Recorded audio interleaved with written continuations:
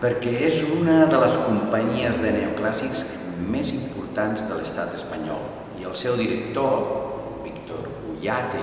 ha sabut transmetre els valors de professionalitat i rigor dels seus mestres,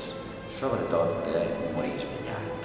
perquè té l'habilitat de fer-ho arribar al gran públic omplint auditoris, teatres i penjant el cartell d'entrades exaurides. Perquè tindreu l'ocasió de comprovar-ho, ha sabut consolidar la seva companyia elaborant programes basats tant en repertori clàssic com en obres de coreògrafs contemporanis. Perquè un dels valors, sens dubte, de la companyia és l'alt nivell dels seus ballarins.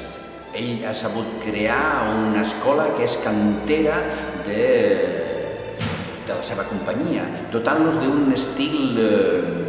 propi i unificat. Això prova del gran mestre, de l'excel·lent mestre que és, i podem comprovar-ho en els ballarins que actualment ballen en les grans companyies internacionals, com Tamara Rojo, Lucía Lacarra, Trinidad Sevillano, Ángel Corella, Igor Llebra,